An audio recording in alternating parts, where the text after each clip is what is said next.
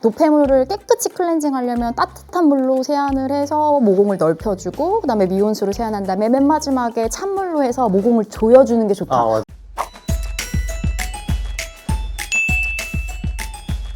여러분 안녕하세요. 오늘의 주제는 많은 분들이 고민하는 주제 중 하나인 모공에 대해서 이야기해 볼까 합니다. 한번 늘어난 모공, 우리에게 풀리지 않은 숙제처럼 아무리 노력해도 좀처럼 줄어들지 않는 경우가 많은데요. 오늘 여기서 모공을 줄이는 방법에 대해서 설명해 주실 두 분 전문의 원장님 나오셨습니다. 모공이 무엇인지 간단하게 설명해 주실 수 있나요? 쉽게 말해서 털이 자라나는 구멍이죠. 그리고 그 바로 옆에 피지샘이 연결되어 있어서 모공을 통해서 피지가 배출이 돼요. 이렇게 배출된 피지는 다양한 역할을 하는데 인접한 털을 윤기 있게 해줄 뿐만 아니라 주변 피부의 보습, 항염작용, 그리고 면역 기능 조절 등의 여러 가지 중요한 역할을 하거든요. 그래서 결국은 모공은 모든 사람이 가지고 있는, 그리고 없어서는 안 될 중요한 구조물이에요. 항상 모공에 대해서는 안 좋은 쪽으로만 생각하는 경우가 많은데 고 원장님의 말씀을 듣고 보니 모공도 꼭 필요한 구조물이네요. 하지만 우리의 고민은 이 모공이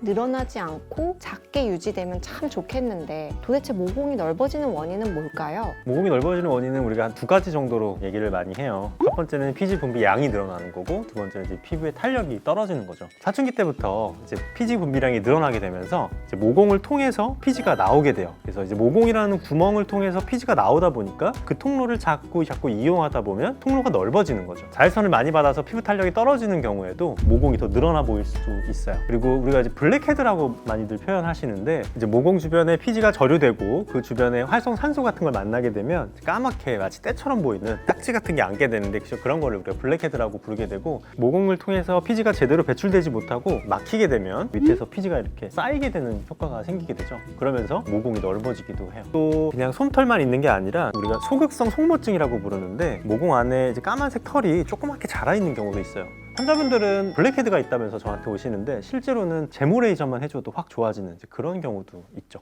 그러면 이렇게 늘어난 모공을 줄여줄 수 있는 시술은 어떤 것들이 있어요? 방금 원인을 두 가지를 말씀하셨잖아요. 그거에 따라서 원인을 교정하는 치료를 하는데 같이 복합적으로 있는 경우들이 30대 이상에서는 이제 많게 되거든요. 이제 첫 번째로 피지 분비가 과도하거나 피지 배출이 안 돼서 생기는 경우 같은 경우에는 애플토닝 레이저나 골드 PTT, 아그네스와 같이 피지 분비를 억제하는 레이저를 통해서 치료를 할 수가 있고요. 먹는 약 같은 경우에는 이런 비슷한 효과를 내는 비타민 A 유도체인 이소트레티노인 같은 피지 조절제를 복용해 볼 수 있어요. 그리고 이제 두 번째로 노화로 인해서 모공 탄력이 저하돼서 모공이 넓어지는 경우에는 콜라겐 생성을 촉진해 줄 수 있는 시술들을 하게 되는데, 대표적으로는 피코프락셔널 레이저가 있어요. 피부 표피에는 손상을 주지 않으면서 진피층의 재생을 유도하는 레이저인데요. 피부 탄력을 증가시키고 모공을 축소해 주는 효과가 있어요. 그것밖에도 니들 RF라고 해서 촘촘한 바늘이 피부 진피층의 깊은 곳으로 삽입돼서 고주파 에너지를 전달함으로써 콜라겐과 엘라스틴의 생성을 촉진해서 모공 축소 효과를 볼 수 있는 레이저도 있고요. 바늘이 없이 약물을 주사할 수 있는 인젝터를 사용하는 미라젯이라는 레이저도 있는데요. 이것은 진피대로 원하는 약물을 전달함과 동시에 섬유화 세포와 콜라겐 생성을 유도해서 모공 축소 효과가 있습니다. 이때 진피로 주입되는 약물을 주베룩 같이 자가 콜라겐 생성을 유도하는 약물을 주입할 경우에는 시너지 효과를 볼 수 있어요. 그 밖에 써마지나 올리지오 같은 고주파 레이저의 경우에도 진피층에 열을 가해서 노화된 콜라겐을 수축시키고 새로운 콜라겐의 생성을 유도해서 모공이나 피부 타이트닝에 효과적입니다. 근데 이렇게 다양한 시술들이 있는 것에 비해 만족스러운 모공 치료 결과를 내기가 어려운 경우가 참 많은데요. 혹시 그 이유가 뭐라고 생각하세요? 저는 진료실에서 항상 모공 때문에 오신 분들한테 꼭 설명하는 게 한 가지가 있는데, 우리가 피부과 많이 오시는 이유 중에 제일 대표적인 게 뭐 여드름이라든지 기미라든지 그런 것들이 있어요. 그런 거는 원래 피부에 없던 것들이죠. 시간이 지나서 그런 게 생겼고, 그런 걸 없애주기만 하면 많은 분들이 만족을 해요. 근데 모공은 우리 눈, 코, 입처럼 원래 있는 거잖아요. 우리 피부에 꼭 필요한 구조물이니까 그 구조물을 없앨 수도 없고 없애서도 안 되는 거죠. 그래서 모공은 좀 덜 보이게 만들어주고 피부 결이 좋아 보이게 만드는 거지, 모공을 실제로 없애거나 그런 시술이 아니에요. 그러다 보니까 내가 생각했던 거는 이거보다는 더 많이 좋아지는 거였는데 이렇게 생각하시는 분들이 많은 것 같더라고요. 또 하나는 사실 모공을 모공을 치료한다는 것도 다른 피부병을 치료하는 거랑 똑같아요. 사실 저희들 입장에서는 이게 불편하니까 이거를 치료하는 다양한 방법들을 사용해서 그 모공을 좀 좋아지게 하는 거거든요. 그런데 많은 분들은 모공에 뭐 어떤 레이저가 효과가 좋다, 이런 시술이 모공에 효과가 좋으니까 이런 거 해주세요 라고 오시기도 많이 하시는데, 사실은 내 모공의 원인이나 내 피부 현재 상태에 대해서 진단을 제대로 내려서 그거에 대해서 맞는 솔루션을 주는 것도 되게 중요하다고 생각해요.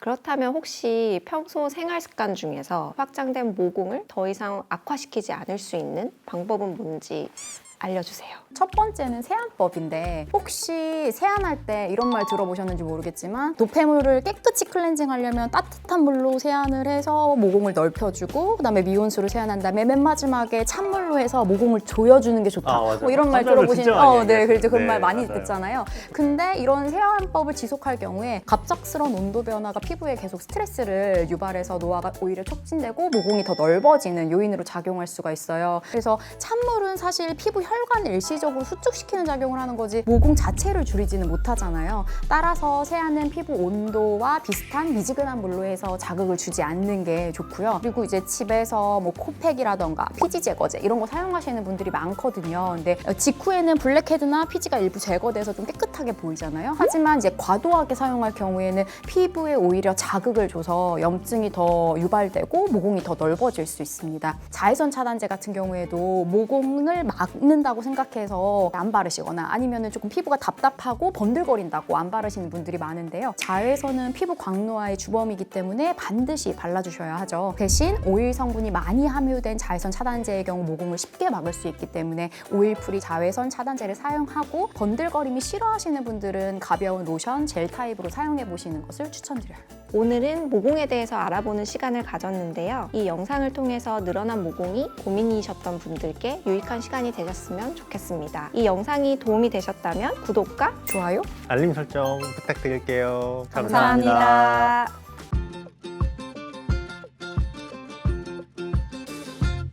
뭐 탄력이 떨어지는 분들은 탄력을 조절하는 레이저나 뭐 스킨 부스터나 다른 치료를 하기도 하죠. 그래서 어쨌든